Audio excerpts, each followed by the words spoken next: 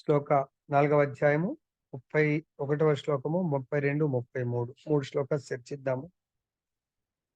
నాయం లోకోస్య యజ్ఞస్య కుతో అన్యః కురు సత్తమా 32 ఏవం బహువిధా యజ్ఞా వితతా బ్రహ్మణో ముఖే కర్మజాన్ విద్దితాన్ సర్వాన్ ఏవం జ్ఞాత్వా విమోక్ష్యసే 33వ శ్లోకం శ్రేయాన్ ద్రవ్యమయాద్యజ్ఞాత్ జ్ఞానయజ్ఞః పరంతప సర్వం కర్మాఖిలం పార్థ జ్ఞానే పరిసమాప్యతే.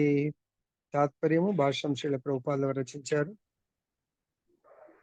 ఓం అజ్ఞానతిమిరాంధస్య జ్ఞానాంజనశలాకయా చక్షురున్మిలితం యేన తస్మై శ్రీగురవే నమః.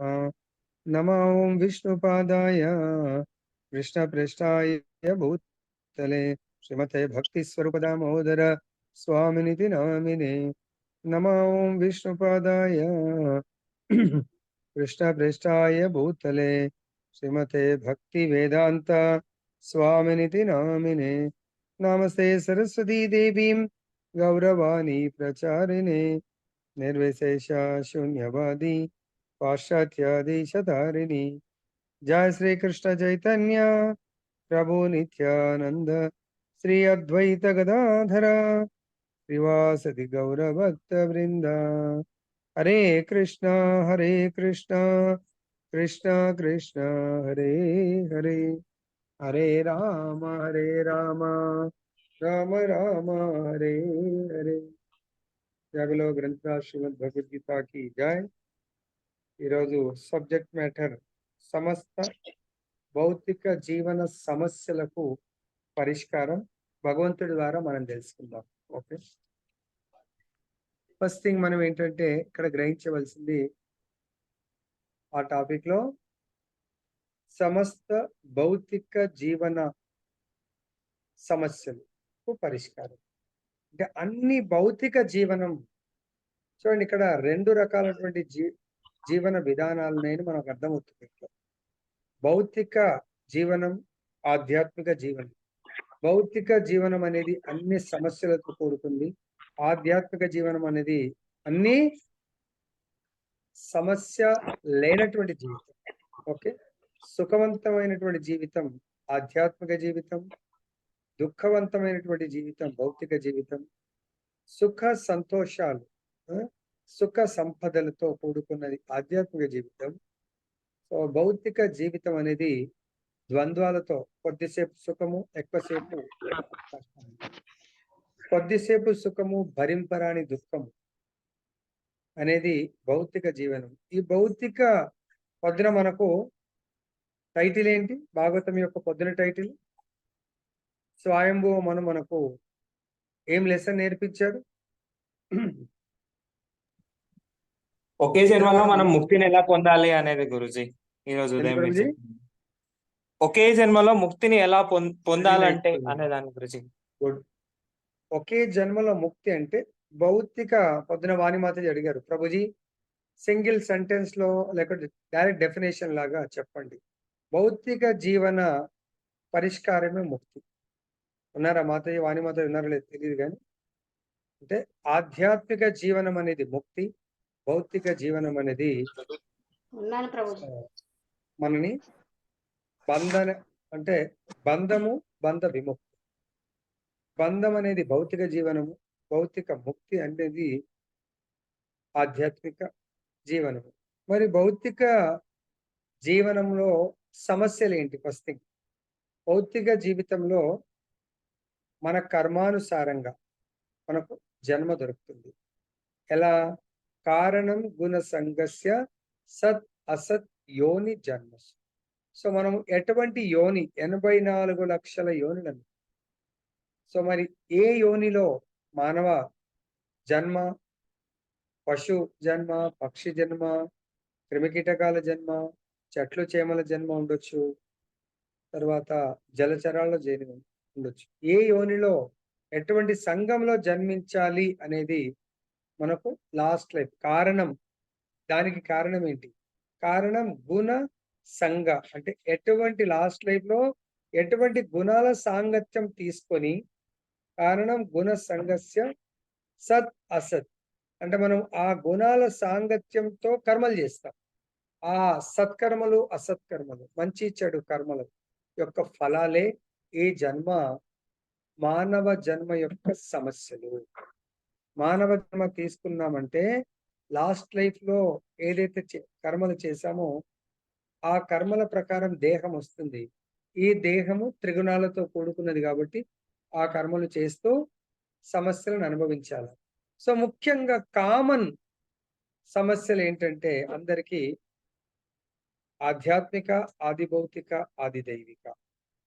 జన్మ ఉంది అంటేనే ఈవెన్ జన్మ మనకు ఎవరైనా పుడుతున్నారంటే ఆనందం అనిపియొచ్చు.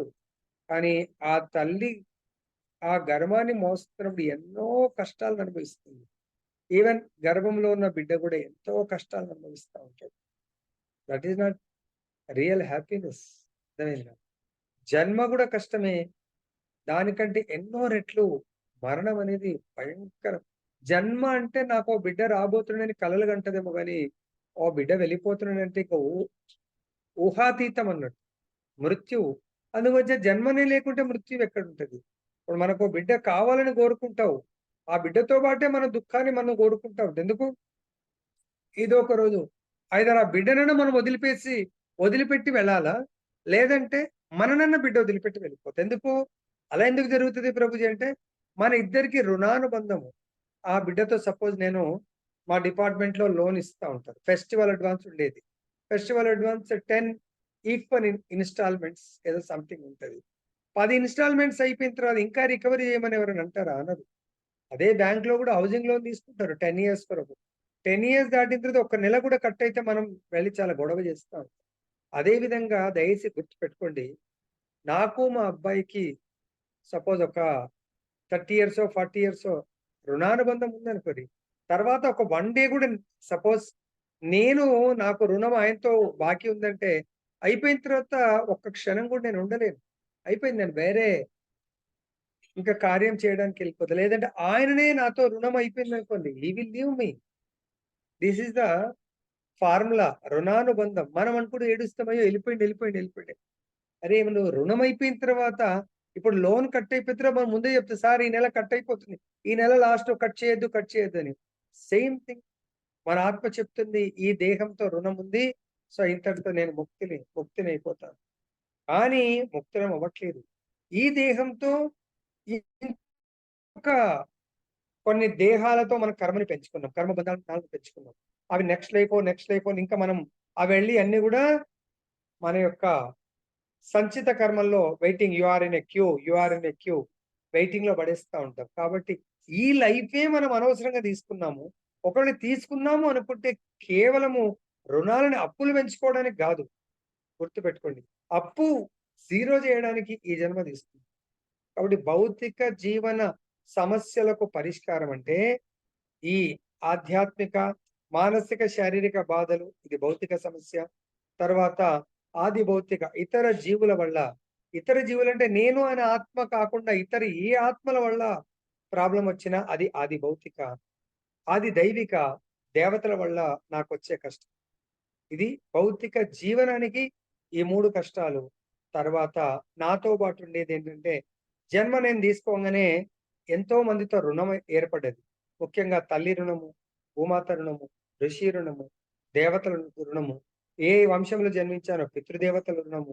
అలా ఎంతో మందికి రుణపడిపోయాను. జన్మ తీసుకోవడంతోనే రుణపడిపోయాను. ఎందుకు? దేవతల వల్ల నేను జీవనం కొనసాగుతుంది. ఏ వంశంలో జన్మించానో పితృదేవతలకు పడిపోయాను. అట్లా ఋషులకు, బ్రాహ్మణులకు ఎంతో మందికి రుణం పుట్టుకతోనే. ఇంక తర్వాత పెరిగేటప్పుడు ఇంకా ఎంతమందికి ఉంటారో తెలీదు. మరి ఈ రుణానుబంధాల వల్ల మళ్ళీ అవన్నీ తీర్చుకోవాల్సి ఉంటుంది. సో, కాబట్టి జన్మ తీసుకోవడంతోనే కష్టము. అదే విధంగా జన్మ తీసుకొని తర్వాత నాతో పాటే పలానా టైంలో నాకు యాక్సిడెంట్ అయ్యాలంటది. పలానా టైంలో నాకొక వ్యాధి రావాలా? పలానా టైంలో నాకు అంటే ప్రారబ్ధ కర్మ నా టైంకు అది గుర్తు చేస్తా ఉంటదన్నట్టు. అది ఎంటర్ అయితుంది. అది ఇప్పుడు నేను సపోజ్ మొన్న ఒకరోజు లాస్ట్ ఇయర్ ఇలానే ఏంటి చాలా దివ్యమైన రోజు బలరామ జయంతి ఎంతో ఘనంగా జరుపుకున్నాము. కానీ ప్రవచనం ఇవ్వడానికి వెళ్తున్నాను. నా ప్రారబ్ధ కర్మ ఉంది. అది కూడా మా కాలనీలోనే యాక్సిడెంట్ అయ్యేది ఉంది. సో, చెయ్యి లక్కీ ఏంటంటే ఫ్రాక్చర్ కాలేదు. కానీ చాలా గాయమైతే పెద్దదే అయింది. కానీ ప్రారబ్ధ కర్మ తప్పించుకోలేకపోయాను నేను. కరెక్ట్ ఆ టైంలో వెళ్ళాను. యాక్సిడెంట్ అయింది. కానీ నేనేం డిసైడ్ చేసుకున్నాను, ఈ శరీరం ఉన్నా లేకున్నా ఏమన్నా కానీ, నోరు బాగుంటే మాత్రం కథామృతం అయితే చెప్పడం గ్యారంటీ. ఆ రోజు నా ప్రారబ్ధ కర్మ నాతో ఛాలెంజ్ చేసింది. యెస్! నిన్ను ఖచ్చితంగా ఈరోజు క్లాస్ చెప్పకుండా తప్పిస్తాను మాయ. నన్ను నేనేదైతే భగవంతుడిని గ్లోరిఫై చేయడానికి వెళ్తున్నానో, దృఢ నిశ్చయంతో, దృఢ సంకల్పంతో యాక్సిడెంట్ అయింది. మొత్తం బ్లీడింగ్ అవుతాం. రక్తం గారుతాం. కానీ సంకల్పం మాత్రం స్ట్రాంగ్ ఉంది. No question. కథామృతం ఇక్కడే కూర్చుండి, ఇంట్లో మళ్ళీ తిరిగి వేరే వాళ్ళు దింపేస్తే ఇక్కడికొచ్చి కూర్చుండి క్లాస్ చెప్పి then I went for hospital. అంటే ఎవరైతే భగవత్ చరణాలను పట్టుకుంటారో దే విల్ డిఫీట్ మాయా. మాయా శరణాగతి పొందుతుంది. సో టెస్ట్ చేస్తుంది, లాస్ట్ ఒప్పుకుంటుంది. కాబట్టి భౌతిక జీవన సమస్యలని మనము భగవత్ చరణాలను ఎవరైతే పట్టుకుంటారో ఆ సమస్యలన్నీ కూడా సమసిపోతాయి. తర్వాత మనకుంది వ్యాధులు. వ్యాధులు వస్తాయి. దాని గురించి మనం చింతపడవలసి మన యొక్క కార్యం మనం చేస్తా ఉండాలి. అర్థమైందా? లాస్ట్‌కు ఓల్డ్ ఏజ్ వస్తూనే ఉంటుంది. దాని పని అది చేస్తా ఉంటుంది. తర్వాత మృత్యువు. రుణానుబంధం తెగిపోయిన తర్వాత ఇంకేమొస్తుంది? ఎట్లాగో హౌస్ లోన్ అయిపోయిన తర్వాత సార్ ఇంకేమైనా కావాలా సార్ అంటాడు. వద్దు సార్ లోన్ క్లోజ్ చేయండి. వెహికల్ లోన్ అయిపోయింది, లోన్ క్లోజ్ చేయండి అంటా ఉంటాం. సో కాబట్టి సమస్త భౌతిక జీవన సమస్యలకు పరిష్కారం. సమస్యలేంటో చెప్పాను. 4, 3, 7 సమస్యలకు ఈరోజు భగవంతుడు పరిష్కారం మనం చూద్దాం. శ్రద్ధగా వినండి దయచేసి. ఓ కురువంశ శ్రేష్ఠుడా, యజ్ఞమును నిర్వహింపకుండా ఎవరును ఈ లోకమున గాని ఈ జన్మమునందు గాని ఆనందంగా జీవింపలేరు. అట్టి ఏడ ఇక తర్వాత జన్మం గురించి వేరుగా చెప్పవలనా? చూడండి, భౌతిక జీవన సమస్యలకు యజ్ఞము. యజ్ఞము అంటే యజ్ఞ పురుషుడు భగవంతుడు. యజ్ఞం అంటేనే భగవంతుడు విష్ణువు. కాబట్టి ఆ యజ్ఞముని విష్ణు ప్రీత్యర్థం చేసే కార్యాన్ని యజ్ఞం అంటారు. అది నిర్వహింపకుండా ఈ లోకమున ఎవ్వరూ ఈ జన్మమునందు ఆనందంగా సంతోషంగా జీవింపలేరు. అటువంటిది నెక్స్ట్ జన్మ గురించి ఇంకేం చెప్పాలంటారు? వేరే చెప్పాలా భాషము? జీవుడు ఎటువంటి భౌతిక స్థితి అందునను తన నిజ స్థితి పట్ల అజ్ఞానమును కలిగి ఉండును. అనగా మన పాప జన్మల ఫలముల కారణంగానే భౌతిక జీవితం ఏర్పడుచున్నది. పాప జన్మమునకు అజ్ఞానమే కారణము. అట్టి భౌతిక బంధములతో జీవనం కొనసాగించుటకు పాప జీవితమే కారణము. భవబంధం నుండి విముక్తి పొందుటకు మానవ రూపమైన జీవితం ఒక్కటే సరి అయిన సాధనము. కనుకనే వేదములు దానిని సాధించుటకు ధర్మము, అర్థము, నియమిత ఇంద్రియ తృప్తి, చివరికి దుఃఖపూరిత స్థితి నుండి సంపూర్ణంగా విముక్తి అనేది మార్గములను చూపుట ద్వారా మనకు ఒక అవకాశం నొసుకుచున్నవి. ధర్మ మార్గము లేక పైన తెలుపబడిన వివిధ యజ్ఞ నిర్వహణలు సహజంగానే మన సమస్త ఆర్థిక సమస్యలను పరిష్కరింపగలవు. జనాభా పెరుగుదల అధికమైనను యజ్ఞ నిర్వహణం ద్వారా సమృద్ధిగా ఆహారము, పాలు మున్నగునవి లభింపగలవు.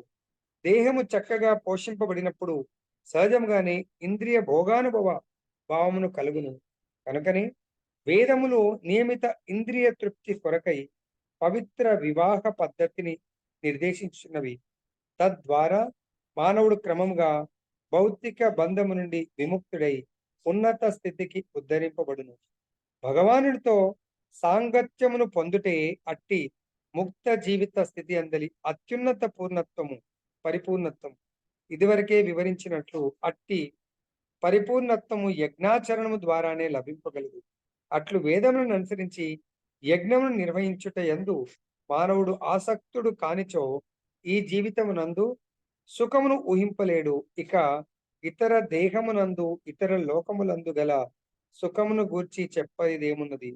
వివిధ యజ్ఞమును నిర్వహించు వారికి అమిత ఆనందమును కలిగించుటకు స్వర్గలోకములందు వివిధ ప్రమాణములలో భౌతిక సుఖములు గలవు. కానీ కృష్ణ చైతన్య అభ్యాసం ద్వారా ఆధ్యాత్మిక లోకములకు ఉద్ధరింపబడితే మానవునికి అత్యున్నతమైన ఆనందమైనది.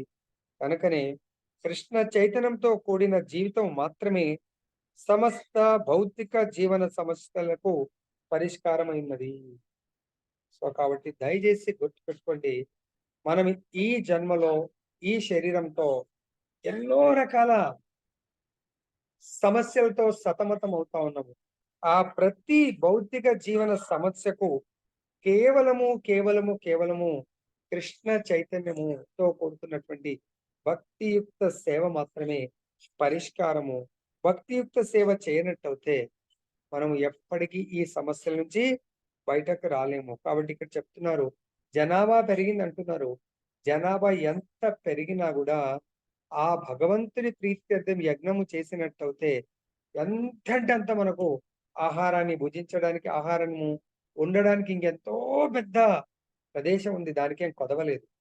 దీనికంటే ఎన్ని రెట్లు పెరిగినా భగవంతుడు సమృద్ధిగా మనకు పోషక పదార్థాలను అందించడానికి రెడీగా ఉన్నారు. కానీ మనం గుర్తుపెట్టుకోవాలా, ఈ భౌతిక దేహానికి కారణము ముఖ్యంగా మన పాప జీవితం. స్పెషల్ గా మనం ఇక్కడ భూలోకంలో జన్మించాము అంటే పుణ్యము చేస్తే పుణ్యలోకాల్లో జన్మిస్తారు, పాపం చేస్తే భౌతిక మర్త్యలోకంలో లేదా జంతు జీవనం పొందే అవకాశం ఉంటుంది. కాబట్టి దయచేసి ప్రతి ఒక్కరు కూడా ఈ మానవ జన్మ చాలా అతి దుర్లభముగా భావించి మనము ఒక నిమిషం కూడా టైం వేస్ట్ చెయ్యకుండా, నాకు ఇంకా ఇప్పుడు లాస్ట్ ఆచార్యులు చెప్తారు, ఉత్తమ భక్తులు ప్రతి సెకండ్ లాస్ట్ సెకండ్ గా భావించి ఎటువంటి చెడు కార్యాన్ని మంచి కార్యాన్ని రెండు చేయరంట. కేవలం భక్తియుక్త సేవ మాత్రమే, భగవంత్ ప్రీత్యర్థము ప్రతి నిమిషము ఆలోచిస్తూ అటువంటి కర్మలు చేయడానికి ప్రయత్నం చేస్తారు.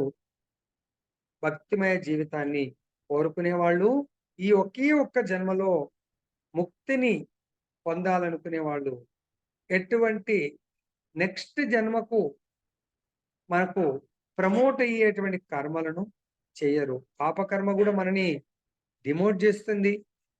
పుణ్యకర్మ నెక్స్ట్ జన్మ ఉన్నత లోకాలకు ప్రమోట్ చేస్తుంది. మనం ఆల్రెడీ పొద్దున దీని గురించి తెలుసుకున్నాము. పుణ్యకర్మలు చేసేవాళ్ళు 14.14 తర్వాత అంటే సత్వగుణంలో కర్మలు చేసేవాళ్ళు ఉన్నత లోకాల్లో జన్మిస్తారు, సంపన్నుల కుటుంబంలో జన్మిస్తారు, బ్రాహ్మణుల కుటుంబంలో జన్మించవచ్చు, లేదా రజోగుణంలో కర్మలు చేసేవాళ్ళు మర్త్యలోకంలో జన్మించవచ్చు. ఇక తమో గుణం అయితే జంతుజాలానికి వాళ్ళు పడిపోతారు. నెక్స్ట్ 32వ శ్లోకం. ఈ వివిధ యజ్ఞములన్నీను వేదములచే ఆమోదింపబడినవి మరియు అవన్నీను వివిధ రకములైన కర్మల నుండి ఉద్భవించినవి. వానిని యథార్థ రూపమున ఎరుగుట ద్వారా నీవు ముక్తిని పొందగలవు. పొద్దున వచ్చింది దాని కంటిన్యూషన్. ముక్తిని పొందే మార్గం అంటే భౌతిక సమస్యల నుంచి మనం బయటపడటము అంటే ముక్తిని పొందటము. మరి ఫస్ట్ థింగ్ మనకు భౌతిక సమస్యలు తెలియాలి, మన భౌతిక జీవన విధానం తెలవాలి, మనం దాని నుంచి బయటపడే ఆధ్యాత్మిక ఆనందాన్ని ఇచ్చేటువంటి కర్మలు తెలియాలి, ఆధ్యాత్మిక జీవన విధానం. ఇప్పుడు మనం మన ట్రాక్ చేంజ్ చేసుకోవచ్చు. ఇప్పుడు మనందరం భౌతిక జీవన విధానం నుంచి ఆధ్యాత్మిక జీవన విధానానికి ఆల్రెడీ ప్రమోట్ అయ్యాము. మన యొక్క దినచర్యని మార్చుకున్నాం. దానివల్ల నిజమైనటువంటి ఆనందాన్ని వివిధ యజ్ఞములన్నీ కూడా ఈ యొక్క శాస్త్ర విధి విధానాలను అనుసరించి మనం కూడా ఆధ్యాత్మికానికి సంబంధించిన యజ్ఞాలు చేస్తాం ప్రతిరోజు. భౌతిక యజ్ఞాలు ఉన్నాయి, ద్రవ్యమయ యజ్ఞము, భౌతిక యజ్ఞము పుణ్యకర్మలను మనకు ప్రసాదిస్తుంది. తర్వాత తపోమయ యజ్ఞము, కొన్ని తపస్సుల వల్ల ఊర్ధ్వ లోకాలకు వెళ్ళగలరు. తర్వాత ఇంకేముండింది, యోగమయ యజ్ఞము, యోగాల ద్వారా సిద్ధులు సాధించవచ్చు. ఇంకా స్వాధ్యాయ యజ్ఞము, స్వాధ్యాయ యజ్ఞం వల్ల మంచి జన్మలు పొందొచ్చు. కృష్ణ చైతన్యంలో మనం ఏదైతే జపాయజ్ఞము, సంకీర్తన యజ్ఞము, తర్వాత భాగవత యజ్ఞము, గీతా యజ్ఞము, వీటి వల్ల మనకు ఇటువంటి వివిధ రకాలైనటువంటి యజ్ఞములన్నీ వేదములచే ఆమోదింపబడినవి మరియు అవన్నీ కూడా వివిధ రకములైన కర్మల నుండి ఉద్భవించినవి. వానిని యథార్థ రూపమున ప్రతి శాస్త్ర విధి విధాలను అనుసరించి భగవద్ధామం వెళ్ళేటువంటి యజ్ఞాలు ఏవైతే ఉన్నాయో వాటి వల్ల మనకు మనుజుడు ముక్తిని పొందగలడు. మనకు కలియుగ గురించి సిమ్టమ్స్ గురించి చెప్పారు. కలిర్దోషే నిదే రాజన్ అస్తి ఏకో మహాన్ గుణై కీర్తనాది ఏవ కృష్ణస్య ముక్త సంగ పరం భజే. సో కలియుగంలో కలహాలు ద్వేషాలతో కూడుకున్నటువంటి ఎన్నో దోషాల నిధి కలియుగము. అయినా కూడా కలియుగంలో ఒకే ఒక మంచి సద్గుణం ఉంది. అది భగవంతుడి యొక్క కీర్తనాది ఏవ కృష్ణస్య అన్నాడు. ఏదో దేవస్య అనలేదు. కీర్తనాద్ ఏవ కృష్ణ, కేవలము కృష్ణుడి యొక్క కీర్తన చేయడం వల్ల ముక్త సంగ పరం, ప్రతి ఒక్కరు ముక్తిని పడేయగలరు. భాష్యం. ఇంతకు మునుపు చర్చించబడినట్లు వివిధ కర్తలకు అనుగుణంగా వివిధములైన యజ్ఞము వేదములందు పేర్కొనబడినవి. మానవులు దేహాత్మ బుద్ధి భావనలో అత్యధికంగా ఆసక్తులై ఉండుట చేత వారు దేహంతో గాని మనసుతో గాని బుద్ధితో గాని కర్మను నిర్వహించినట్లుగా ఈ యజ్ఞములు ఏర్పరపబడినవి. అంత్యమున దేహం నుండి విముక్తిని కలిగించుటకై అవన్నీను ఉపదేశింపబడినవి. ఈ విషయం ఇక్కడ స్వయంగా భగవానుని ముఖత నిర్ధారింపబడింది. దయచేసి గుర్తుపెట్టుకోండి. దేహముతో చేసే యజ్ఞాలు, మనసుతో అంటే మానసిక యజ్ఞం, బుద్ధితో కర్మను నుంచినట్లుగా కొంతమంది మనసా వాచ కర్మను దేహంతో కర్మ చేస్తూ వాక్కుతో మనసుతో సో వాళ్ళు భగవంతుడి యొక్క భక్తియుక్త సేవ చేసినట్టయితే వాళ్ళు కూడా ముక్తిని పొందగలరు. నెక్స్ట్, ఓ పరంతప జ్ఞాన యజ్ఞము ద్రవ్య యజ్ఞం కంటే మహత్తరమైంది. ద్రవ్య యజ్ఞం అంటే నా దగ్గర చాలా డబ్బు ఉంది. మనం ఇక్కడ ఆల్రెడీ లాస్ట్ శ్లోకంలో చూసాము. ద్రవ్య యజ్ఞముకు ఎగ్జాంపుల్స్ ఏంటి? ఏ శ్లోకంలో? 28వ శ్లోకం. What are the examples for that? Okay. ఓ పార్థ, కర్మయజ్ఞములన్నీను చివరికి దివ్య జ్ఞానమునందే పరిసమాప్తులు. మనం ఎన్నో కర్మలు చేస్తా ఉన్నాం ఇంతకాలము. జ్ఞాన యజ్ఞం అంటే what is the example for జ్ఞాన యజ్ఞ? సో కాబట్టి జ్ఞాన యజ్ఞము ఎందుకు గొప్పది అనేది నేను లాస్ట్ ఒక లీల ఉంది, సస్పెన్స్. అది చాలా మీరు ఇప్పటి వరకు విని ఉండరు. అటువంటి లీల చెప్తాను. సో చాలా ఆసక్తితో ఎదురు చూడండి. జ్ఞాన యజ్ఞం ఎందుకు గొప్పది? కర్మ యజ్ఞాలు, అన్ని యజ్ఞాలు జ్ఞాన యజ్ఞం దగ్గర వచ్చి దాంట్లో కలిసిపోతా ఉంటాయి. తర్వాత భాష్యం శిల ప్రభుపాదులు రచించారు. పరిపూర్ణ జ్ఞాన స్థితి సాధించి తద్వారా భౌతిక క్లేశముల నుండి ముక్తి నొంది చివరకు ప్రేమయుక్త భగవత్ సేవ యందు కృష్ణ చైతన్యం నెలకొనటి సర్వ యజ్ఞముల ముఖ్యోద్దేశం. అన్ని యజ్ఞముల యొక్క సారము, లక్ష్యము భగవత్ ప్రేమని పొందటము. భగవత్ ప్రేమ అనేది మనకు లక్ష్యం లేకుంటే ఆ యజ్ఞము యొక్క కార్యమే వేస్ట్. అర్థమైందా? భగవంతుడు అక్కడ ఉండాలా, భగవత్ ప్రేమ ఉండాలా. మనం నరసింహ జయంతి చేశాం. సో అక్కడ అందరూ కలిసి ఆ భగవత్ ప్రేమని మనం పొందాము. ఏ రూపంలో? భగవంతుడి యొక్క నామ సంకీర్తన, భగవంతుడి యొక్క కథామృతము, ప్రసాదామృతము, భగవంతుడి యొక్క అర్చనామృతము, ఏది చూసినా అమృతం. కాబట్టి నిండుగా భగవంతుడి యొక్క యుక్త భగవత్ సేవ యందు ఒకవేళ కూడా భగవంతుడి యొక్క ప్రేమయుక్త భగవత్ సేవ లేకపోతే మనం ఆ యజ్ఞం, ఆ ప్రోగ్రాం వృధా అన్నట్టు, కాలయాపన. అది ఆయనను ఈ విధములైన యజ్ఞ కార్యములకు సంబంధించిన విషయమున ఒక రహస్యము కలదు. ప్రతి ఒక్కరూ ఈ రహస్యం తప్పక ఎరుగవలెను. కనుక కర్త యొక్క ప్రత్యేక శ్రద్ధను అనుసరించి యజ్ఞములు కొన్ని మార్లు వివిధ రూపములు దాల్చుచుండును.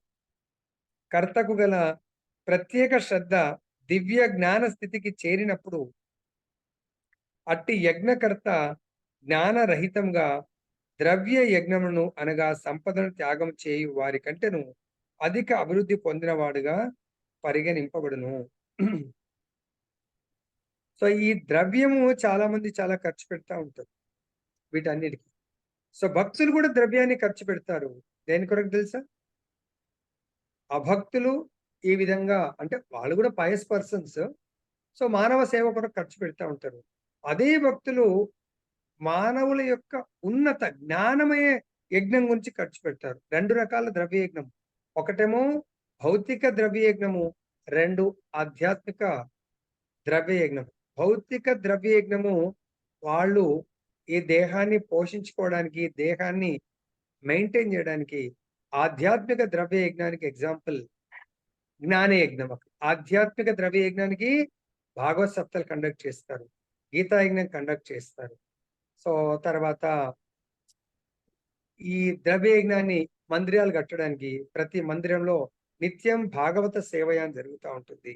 సో కాబట్టి యజ్ఞకర్త జ్ఞాన రహితంగా ద్రవ్య యజ్ఞములను అనగా సంపద త్యాగం చేయ వారి కంటే కూడా అధిక అభివృద్ధి పొందిన వాడుగా పరిగణింపబడును. ఎవరైతే జ్ఞాన యజ్ఞాన్ని చేస్తారో వాళ్ళు ఈ ద్రవ్య యజ్ఞాన్ని చాలా ఖర్చు పెట్టే వాళ్ళకంటే కూడా అతను ఉన్నత అభివృద్ధి చెందినవాడు. ఎందుకంటే జ్ఞాన ప్రాప్తి కలగనిచో, ఒకవేళ జ్ఞానం అక్కడ ఇన్వాల్వ్మెంట్ లేదనుకోండి, యజ్ఞను భౌతిక స్థితికే చెంది ఎట్టి ఆధ్యాత్మిక లాభమును కలిగింపజాలవు. సో సపోజ్ ఎగ్జాంపుల్ చెప్తాను. ఒక ఏ అనే పర్సన్ 50,000 ఖర్చు పెట్టి అద్భుతమైనటువంటి భాగవత సప్తాహ భక్తులు 7 రోజులు చిన్నగా వాళ్ళకి తోచినట్టుగా గురువు గారిని పిలిచి ప్రతిరోజు భగవంతుడి యొక్క కథామృతం చెప్పించారు. ఏ స్టోరీ అది? వాళ్ళ ఇంట్లో ఎవరో చనిపోయారు అనుకుందాం. ఎవరైనా? గోకర్ణ మరియు దుందుబి. దుందుబి తమ్ముడు గోకర్ణ పెద్దవాడు. తమ్ముడు చనిపోయాడని చెప్పేసి మొత్తం గయా అక్కడ కాశీలో శ్రాద్ధ కర్మ చేసేస్తే ఆ దుందుబిని వేశ్యలు చంపేసి వాళ్ళ ఇంట్లోనే పాతిపెట్టి వెళ్ళిపోతారు.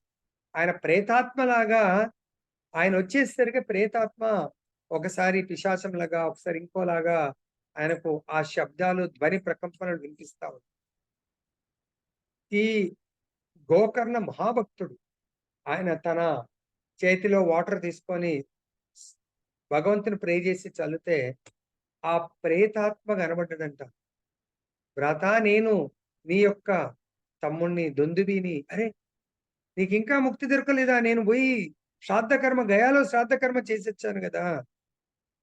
నేను ఎంత పాపాత్మునంటే గయాలో 100 times శ్రాద్ధ కర్మ చేస్తే కూడా నాకు ముక్తి రాదు.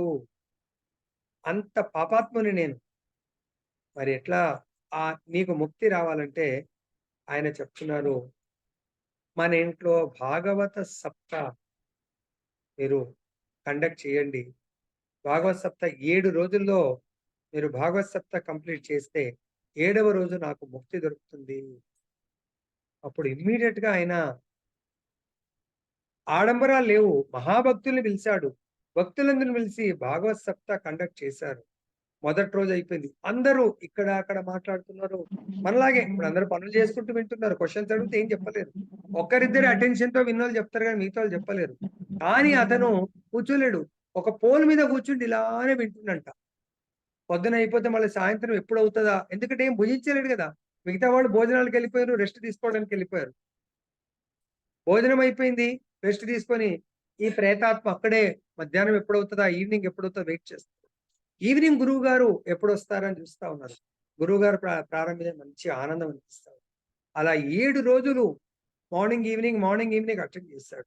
ఈవినింగ్ ఎప్పుడైతే భాగవతం పరిసమాప్తం భాగవత సప్తాహ అయిపోతుందో అప్పుడు గోకర్ణ చూస్తుండగానే భగవంతుడి యొక్క వైకుంఠ ధామం నుంచి పుష్పక విమానం వచ్చింది. ఆయనకు దేహము, మానవ దేహం, ప్రేతాత్మ దేహం పోయి దివ్య దేహము, భగవంతుడి యొక్క వైకుంఠ స్వరూపము, ఆ నారాయణ వైకుంఠ దూతల యొక్క స్వరూపం వచ్చింది. ఆయనకు ధన్యవాదాలు చెప్పి వెళ్ళిపోతా ఉన్నాడు. సో కాబట్టి జ్ఞాన యజ్ఞము, భాగవత జ్ఞాన యజ్ఞం వల్ల ప్రేతాత్మలకు వైకుంఠ లోక ప్రాప్తి దొరుకుతుంది. అదే ఇంకొకడు ఏం చేశాడు, ఇంకో పర్సన్ ఇతనేమో భాగవత్ సప్తాహ్ కండక్ట్ చేస్తే, ఇంకొకతను చాలా డబ్బులున్నాయని చెప్పేసి ఓ 10,00,000 ఖర్చు పెడతాడు. అన్నీ గూడా అది పాపకర్మ. ఇతనేమో పుణ్యకర్మ ఇంకోటి. తమ్ముడు అందు గురించి అలా చేసే ప్రేతాత్మ అయిండు. కాబట్టి మనం ఎంత చెప్పినా మళ్ళీ పాపకర్మలు చేస్తూనే ఉంటాం. ఎందుకు? హైఫై షాన్ చూయించుకోవడానికి చేస్తా ఉంటాం. ఎందుకండి అవన్నీ చెప్పండి. అనవసరంగా మనం మనని మనమే ఒక గుంత తవ్వుకొని దాంట్లో పడిపోతా ఉంటాం. చూడండి ఇంకా నెక్స్ట్. వినేది వింటున్నాము.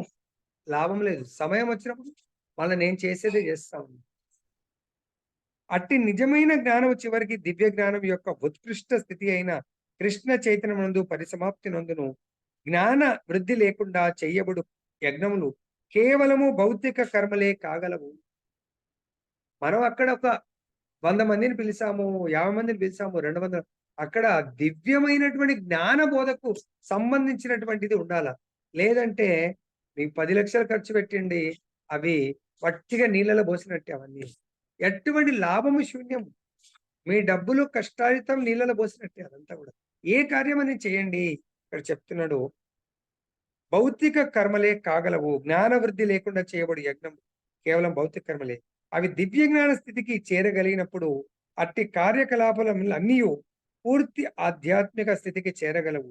చైతన్యములందలి భేదములను అనుసరించి యజ్ఞ కర్మలు కొన్ని మార్లు కర్మకాండగా, కామ్యకర్మ మరికొన్ని మార్లు జ్ఞానకాండగా, పరమ సత్యాన్వేషణ కావలసిన జ్ఞానముగా పిలువబడును.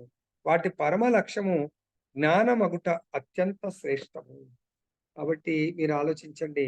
దీని గురించి ఒక లీల చెప్తాను. శ్రద్ధగా వినండి. చాలా వెరీ, వెరీ ఇంపార్టెంట్.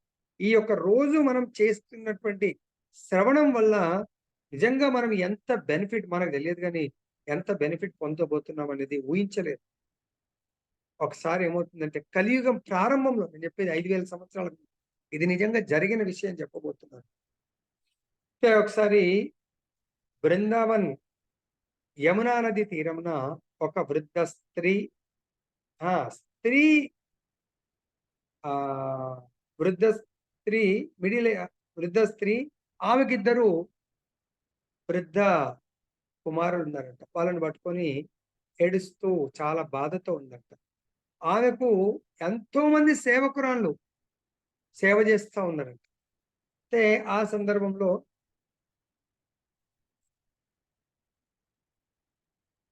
ఆమె వయసులో ఉంది. ఆమె కుమారులు ఓల్డ్ ఏజ్ అయిపోయారు. రైట్. ఓకే. సో చూడండి. విరుద్ధం అంటే విచిత్రం అన్నట్టు కలియుగం. ఆమె యంగ్ ఏజ్ లో ఉంది. కొడుకులు మాత్రం చాలా ఓల్డ్ అయిపోయారు. సో ఆమె ఆశ్చర్యం. ఆమె కంటే ఇంకా వయసులో ఉండాలా? ఇలా ముసలైపోయిందని చెప్పేసి ఏడుస్తూ బాధతో ఉంటే మిగతా వాళ్ళందరూ సేవ చేస్తా ఉంటారు. ఈ లోపల నారదుడు కలియుగంలో ఆయన దేశ సంచారి. అన్ని నదులు అంటే తీర్థ స్థలాలను దర్శించుకుంటూ వస్తున్నాడు. ఎక్కడ కూడా ఆనందం అనిపించట్లేదు ఆయనకు. ఎన్నో తీర్థ స్థలాలు ఇక్కడ దక్షిణాన శ్రీరంగము, నర్మదా నది, అలా కర్ణాటక అన్ని ఉడిపి ఇవన్నీ స్థలాలను దర్శించుకుంటూ ఆయన అయోధ్య వెళ్ళిండు, కాశీ వెళ్ళిండు, గయా వెళ్ళిండు, లాస్ట్‌కు బృందావన్ వెళ్ళిండు. బృందావన్ వెళ్తుంటే అప్పుడు ఈ వయసులో ఉన్నటువంటి స్త్రీ ఓ నారదముని, నారదముని అని చెప్పి పిలుస్తున్నాడు. ఇప్పుడు ఎవరబ్బా నన్ను పిలుస్తున్నారని చెప్పేసి ఆ స్త్రీ దగ్గరికి వెళ్తాడు.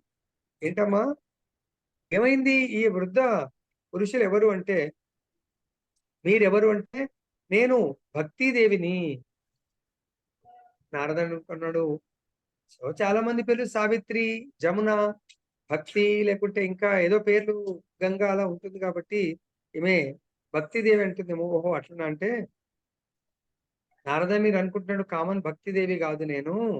సాక్షాత్ కృష్ణుడి దగ్గర కృష్ణుడిని ఇచ్చేటువంటి భక్తిదేవిని నేను. కృష్ణుడిని ప్రసాదించేటువంటి భక్తిదేవివా? మరి వీళ్ళెవరమ్మా అంటే, నా కుమారులు. ఒకరు జ్ఞానం, ఇంకొకరు వైరాగ్యం. ఈ 2 కూడా వీళ్ళిద్దరు కూడా నా సంతానము. వీళ్ళందరూ ఎవరమ్మంటే భక్తిదేవిని సేవిస్తున్నారంట. ఒకరు నర్మదా, ఒకరు గంగా, ఒకరు తపతి, ఒకరు అలా సరస్వతి, కావేరి, వీళ్ళందరూ కూడా నదీమ స్త్రీలు, పుణ్య నదులు స్త్రీ రూపాల్లో ఈ భక్తిదేవిని సేవిస్తున్నారు. ఏంటమ్మా నీకొచ్చిన ప్రాబ్లం అంటే, కలియుగంలో పరీక్షిత్ మహారాజ్ ఎందుకు వీళ్ళని వదిలిపెట్టాడు? సో ఈ కలియుగంలో ఎవ్వరికీ కూడా నా భక్తి జ్ఞానం పట్ల శ్రద్ధ లేదు. సో కాబట్టి వాళ్ళకు ఈ భగవత్ కథామృతం పట్ల శ్రద్ధ లేదు కాబట్టి నా కుమారులు మొత్తం వీక్ అయిపోయి ఓల్డ్ ఏజ్ లాగా అయిపోయారు. సో మరి వీళ్ళకి కొంచెం మీరు ఎంతో మందిని ఉద్ధరిస్తారు కదా, మీరు కొంచెం ఉద్ధరించండి నా యొక్క పుత్రులకు అని. జ్ఞానము వైరాగ్యం అనే పుత్రుడు. సరే అమ్మా, నీకు కూడా నేను సాయం చేస్తాను అని చెప్పేసి వాళ్ళిద్దరికి చెవుల్లో వేదాలు, ఉపనిషత్తులు, లాస్ట్‌కి భగవద్గీత కూడా బోధించాడు. వాళ్ళ లోపల ఇంత కూడా ఇంప్రూవ్‌మెంట్ రాలేదండి. ఇదేంటి?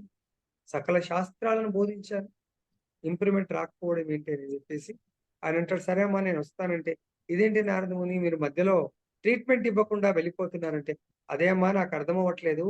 ఆ ట్రీట్మెంట్ ఏమి ఇవ్వాలో కనుక్కొని వస్తాను నేను అని చెప్పేసి మీరు ఉండండి అని వెళ్ళిపోతారు. ఆయన అక్కడి నుంచి నేరుగా ఉత్తరాఖండ్ వెళ్ళిపోతారు. ఉత్తరాఖండ్ అంటే ఉత్తరాఖండ్ లో ఏముంది ముఖ్యమైన ప్రదేశము? ఉత్తరాఖండ్ లో టాప్ మోస్ట్ ప్లేస్ ఏంటి? బద్రీనాథ్. బద్రీనారాయణ. సో బద్రీనారాయణ దగ్గరికి వెళ్తాడు. అక్కడ ఎవరున్నారు ఆ సమయంలో? చతుర్కుమారులు, సనక, సనాతనుడు, సనందుడు, సనత్ కుమారుడు. నలుగురు అక్కడ ఏం చేస్తున్నారు? వాళ్ళు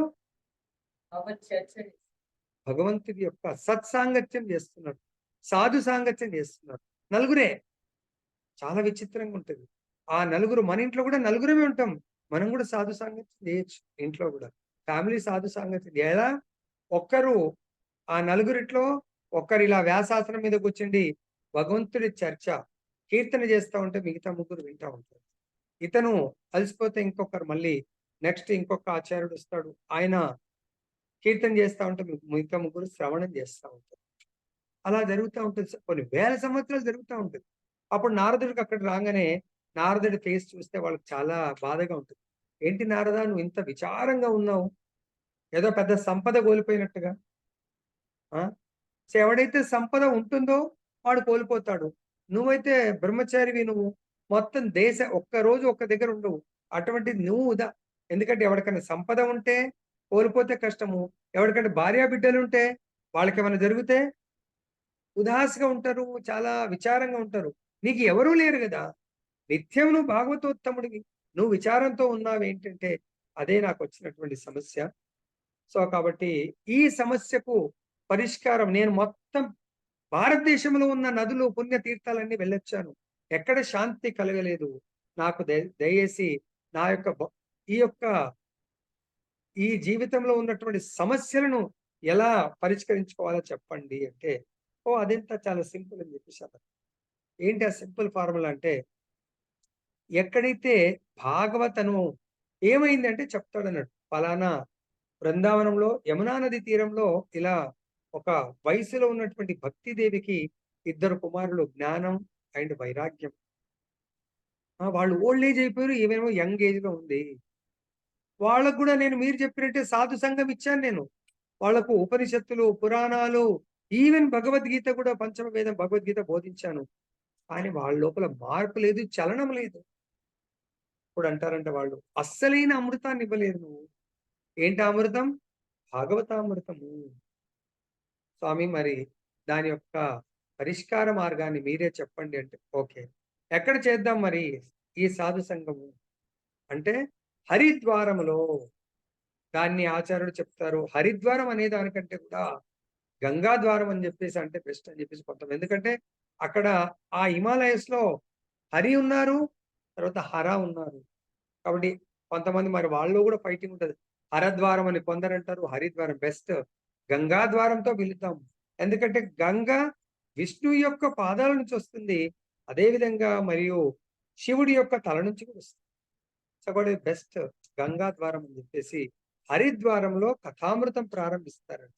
ఎప్పుడైతే ఈ నలుగురు చతుర్కుమారులు, నారదుడు ఆ హరిద్వారంలో ఈ భాగవతామృతం గురించి ఆశీనులైందో, పెద్ద పెద్ద ఋషులు, మహర్షులు, గొప్ప గొప్ప భక్తులందరికీ అక్కడికి వచ్చేసారు. వశిష్ఠ ఎంతో వాళ్ళు కూడా ఎలా సతీ సమేతంగా భార్య బిడ్డలతో కూడుకొని దేవతలందరూ వచ్చేసారు. సో మరి సాధు సాంగత్యం అన్నప్పుడు అన్నిటికంటే టాప్ ప్రియారిటీ ఇవ్వాల్సిందే. ఉత్తమ భక్తులు ఎక్కడైతే భాగవత్ చర్చ జరుగుతుందో దాన్ని, అది కూడా సనత్ కుమారులు నారదుడి మధ్య చర్చ అంటే మీరు ఆలోచించండి. అందుగురించే సుఖదేవ గోస్వామి స్వయం భగవంతుడి స్వరూపం. ఆయన పరీక్షిత్ మహారాజ్ యొక్క చర్చ జరుగుతుంటే అప్పుడు కూడా మొత్తం ఋషి మునులు, ఈ సృష్టిలో ఉన్నటువంటి ఋషి మునులు అందరికీ వచ్చారు. బ్రహ్మాది దేవతలు, శివుడు, వ్యాస, వశిష్ఠ అందరూ కూడా రావడం జరిగింది. అలాగే సనత్ కుమారులు మరియు వీళ్ళ మధ్య అంత అరేంజ్మెంట్ అంతా అయిపోయిందండి. ఇంకా చర్చ ప్రారంభం అయిపోతుంటే పక్కన ఒక మధ్యలో స్త్రీమూర్తి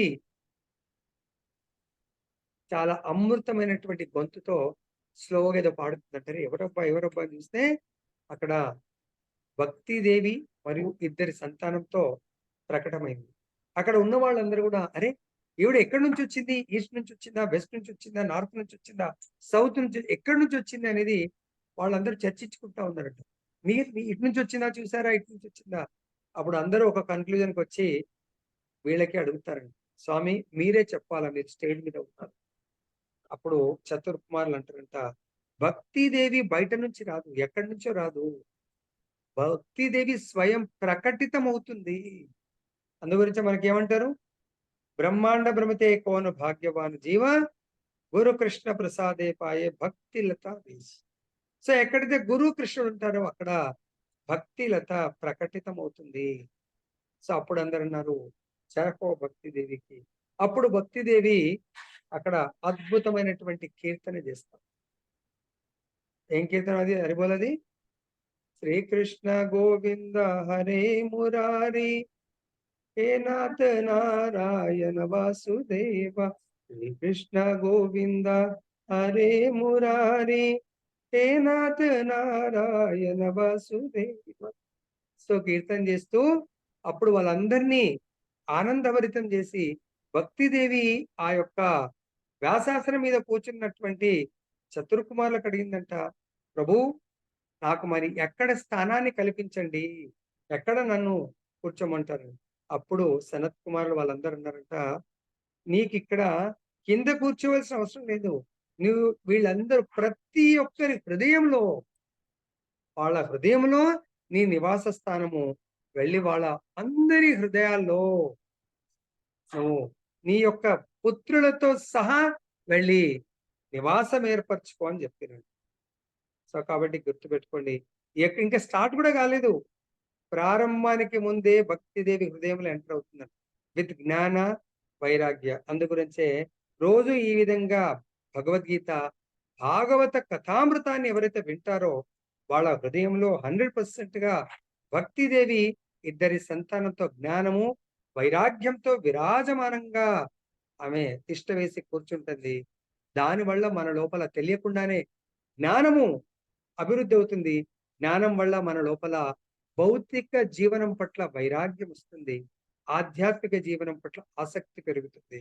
అప్పుడు మనము ముక్తికి పాత్రలం అవుతాము. జయ బలో గ్రంథరాశ్రమ ప్రభు గీతా की जय, श्री श्री राधारमन लाल की जय, जगन्नाथ बलदेव सुभद्रा माई की जय, गौर निताय भगवान की जय, जगत गुरु श्रील प्रभुपाद की जय।